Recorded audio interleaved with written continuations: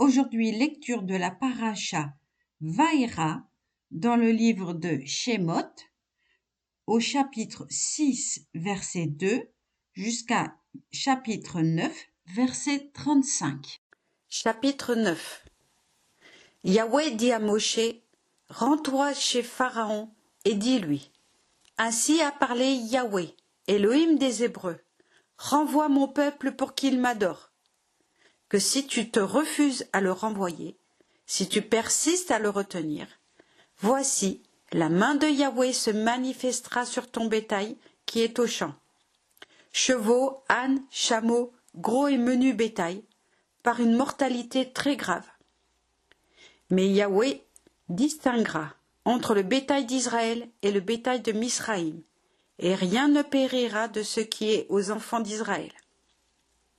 Yahweh fixa le jour en disant, « C'est demain que Yahweh exécutera cette chose dans le pays. » Et Yahweh exécuta la chose le lendemain, et tout le bétail des Égyptiens périt, et du bétail des Israélites, il ne périt pas une bête. Pharaon fit vérifier, et de fait, pas un animal n'était mort du bétail des Israélites. Cependant, le cœur de Pharaon s'obstina, et il ne renvoya point le peuple. Yahweh dit à Moshe et à Aaron, « Prenez chacun une poignée de suie de fournaise, et que Moshe la lance vers le ciel à la vue de Pharaon.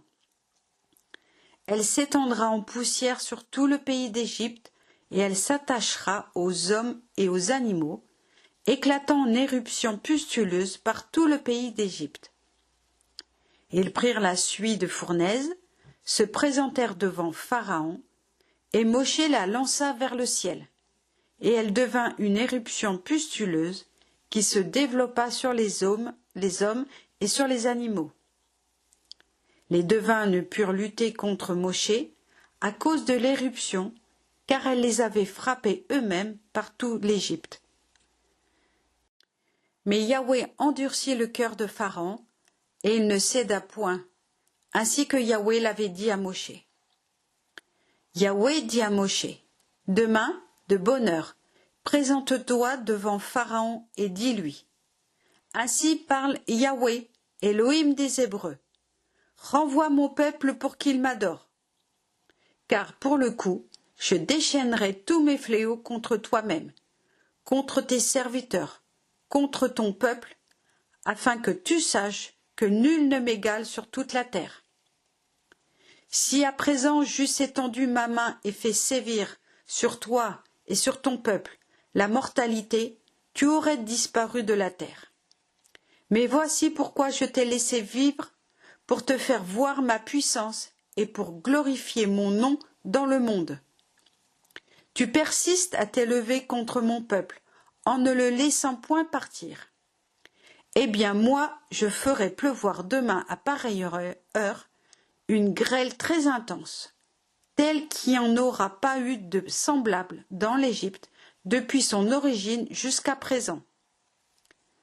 Donc fais rassembler ton bétail et tout ce que tu as dans les champs, tout homme ou animal qui se trouvera dans les champs et ne sera pas rentré dans les maisons, sera atteint de la grêle et périra. » Ceux des serviteurs de Pharaon qui révéraient la parole de Yahweh mirent à couvert leurs gens et leur bétail dans leurs maisons. Mais ceux qui ne tinrent pas compte de la parole de Yahweh laissèrent leurs gens et leur bétail dans les champs. Yahweh dit à Moshe, « Dirige ta main vers le ciel et que la grêle éclate dans tout le pays d'Égypte, sur les hommes, sur les bestiaux, sur toute l'herbe des champs dans le pays d'Égypte. » Moshe dirigea sa verge vers le ciel, et Yahweh produisit des tonnerres et de la grêle. Des feux s'élancèrent sur le sol, et Yahweh fit pleuvoir la grêle sur le pays d'Égypte. C'était une grêle et un feu tourbillonnant au milieu de la grêle. C'était effroyable. Rien de pareil n'était arrivé dans tout le pays des Égyptiens, depuis qu'ils formaient une nation. La grêle frappa dans tout le pays d'Égypte. Tout ce qui était dans les champs, depuis l'homme jusqu'à la bête, toute l'herbe des champs fut abattue par la grêle, et tout arbre des champs brisé. La seule province de Goshen où habitaient les enfants d'Israël fut exempte de la grêle. Pharaon fit appeler Moshe et Aaron et leur dit : « J'ai péché, je le vois à cette heure. Yahweh est juste et c'est moi et mon peuple qui sommes coupables. Implorez Yahweh pour qu'il mette un terme à ces tonnerres célestes et à cette grêle. Alors je vous laisserai partir et vous n'éprouverez plus de retard. » Moshe lui répondit : « Au moment où je quitterai la ville, j'étendrai mes mains vers Yahweh. Les tonnerres cesseront et la grêle ne se produira plus, afin que tu saches que la terre est à Yahweh. Mais toi et tes serviteurs, je sais que vous ne rendrez pas encore hommage à Yahweh Elohim. » Alors le lin et l'orge avaient été abattus parce que l'orge était en épi et le lin en fleurs. Mais le froment et l'épeautre n'avaient point souffert parce qu'ils sont tardifs.